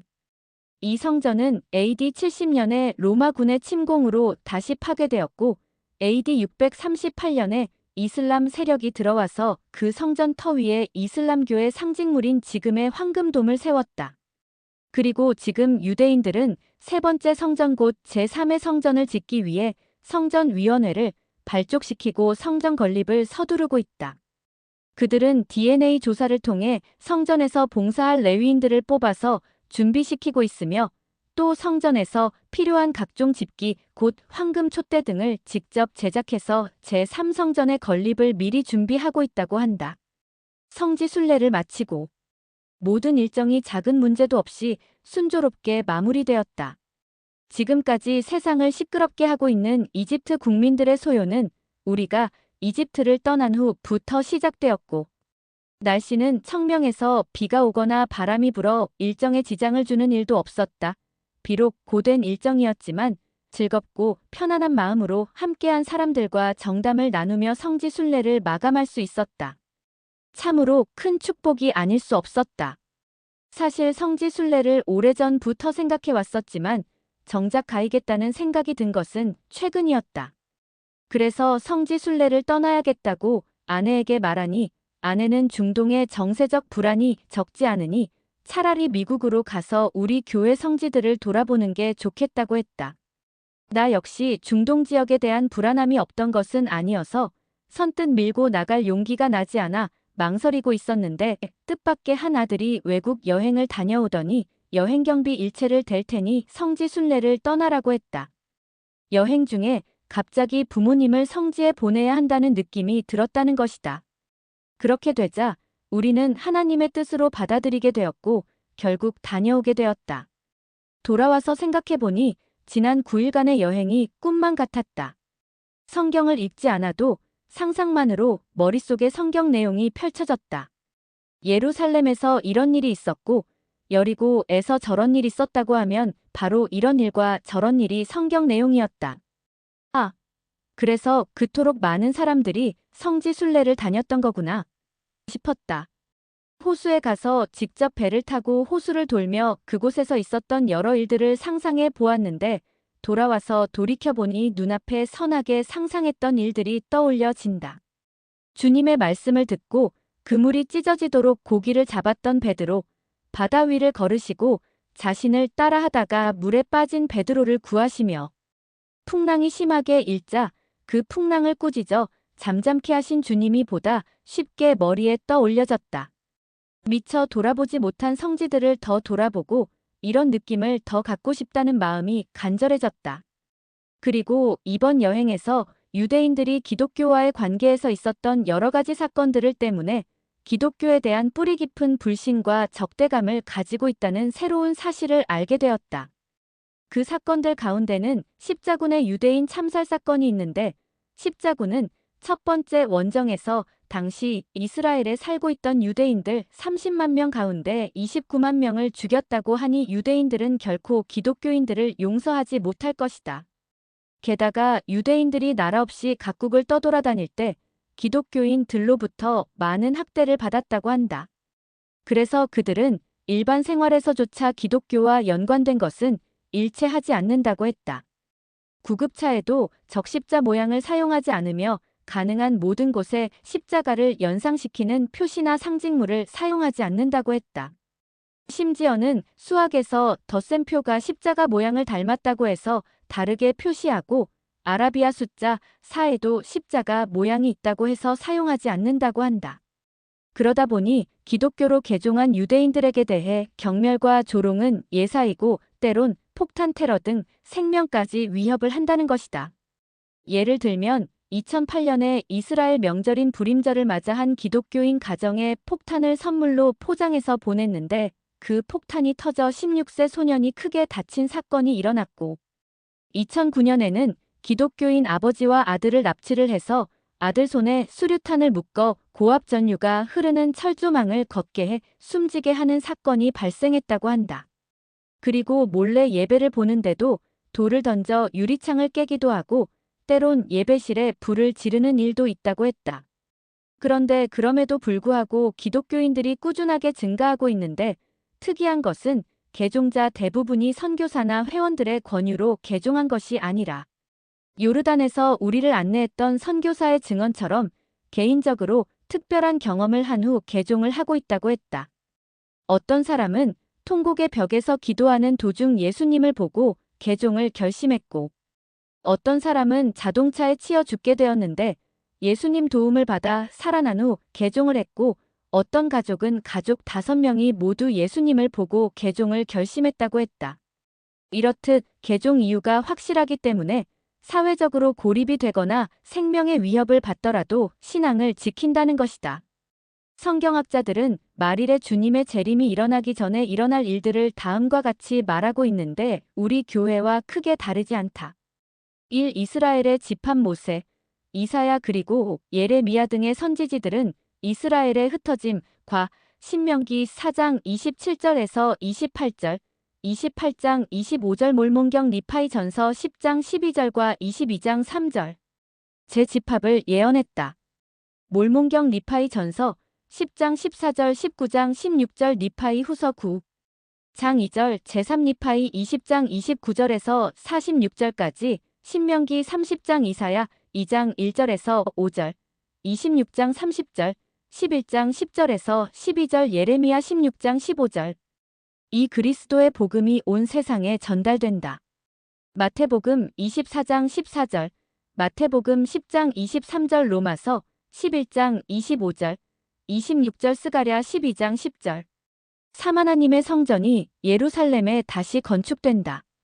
이사야서 2장 1절에서 3절 교리와 성약 124편 36절 이스라엘이 다시 집합하리라는 선지자들의 예언은 AD 70년에 로마의 침공으로 패망한 이스라엘이 열방으로 1900년 이상을 흩어졌다가 다시 돌아와 국가를 이룸으로써 1948 5월 14일 성취되었다.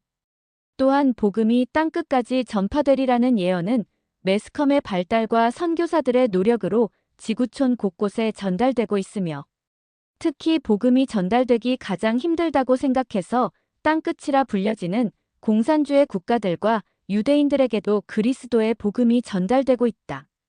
오늘날 많은 기독교 교단들이 유대인들에게 복음을 전하기 위해 노력하고 있으며 특히 에베네셀 긴급 펀드와 EEF 같은 유대인 기독교인들의 이스라엘 귀환을 돕기 위해 마련된 기금은 기독교인들이 이스라엘로 귀환하는 데 재정적인 도움을 주고 있다. 이 같은 노력의 결과로 현재 이스라엘은 약 1만 4천 명 정도의 기독교를 믿는 유대인들이 있다고 하니 땅끝까지 복음이 전달된다는 예언도 이미 거의 다 이루어진 것이라 볼 수 있다. 마태복음 10장 23절에는 이스라엘 모든 성읍을 다 다니기 전에 인자가 올 것이라고 했기 때문이다. 그리고 예루살렘에는 오래전부터 성전 건축을 위한 준비위원회가 발족되어서 성전 건축에 필요한 자재를 준비하고 성전 안에서 일할 레위인들을 DNA 조사를 통해 선별하고 있다고 하니 유대인들에 의한 성전 건립 역시 멀지 않은 장래가 되었다. 여기에 이스라엘 총리인 에리엘 샤론도 예루살렘의 성전이 다시 건립이 되어야 한다고 말함으로써 2013년 7월 성전 건립은 이제 이스라엘 사람들의 마음속에 기정사실로 자리 잡게 되었다. 그런데 문제는 누가 성전을 지을 것인가이다. 아직 예수 그리스도를 메시아로 인정하지 않는 유대인들이 하나님의 성전을 건립할 수 있을까? 그리고 성전의 필요성을 모르고 인정하지도 않는 일반 기독교가 하나님의 성전을 건립할 수 있을까? 그들은 스스로 자신들의 교회를 성전이라 부를 수 있을지 몰라도 하나님이 인정하는 하나님의 성전은 지을 수가 없다. 그렇다면 누가 예루살렘의 성전을 지을 수 있을 것인가? 결국 우리 예수 그리스도 후기 성도들만이 이 세상에서 예루살렘의 하나님의 성전을 지을 수 있는 유일한 사람들이다. 지금은 비록 이스라엘 정부가 허락하지 않지만 이미 많은 유대인들이 이 교회의 회복된 복음을 받아들이고 있어 이들 자국민들이 예루살렘에 모여서 자신들을 위해 성전을 짓겠다고 하고 그리고 그렇게 되는 것이야 말로 성전 건축을 간절히 바라는 모든 유대인들의 기도에 대한 하나님의 진짜 응답이 될 것이다. 사실 예루살렘에 비와 이웃센터가 들어섰다는 사실은 교회 소식을 통해서 이미 알고 있었지만 이 같은 생각은 하지 않았었다. 그러나 여행을 통해 하나님의 성전을 건립할 수 있는 우리 교회가 예루살렘의 한 언덕 위에 들어서 있는 것을 직접 본 후 그 의미가 결코 적지 않다는 생각을 갖게 되었다. 교회는 어떻게 해서든 예루살렘의 성전을 건립하려 할 것이며 이 일이 성공이 된다면 실로 크고 두려운 날로 표현되는 주님의 재림이 보다 구체적으로 우리 앞에 다가온 것이 될 것이기 때문이다. 그리고 예루살렘에 곧 내가 피난처로 지정한 그곳들에 너희의 죽은 자를 위하여 너희가 침례를 받을 수 있도록 정해져 있음이니라. 교성 124편 36절.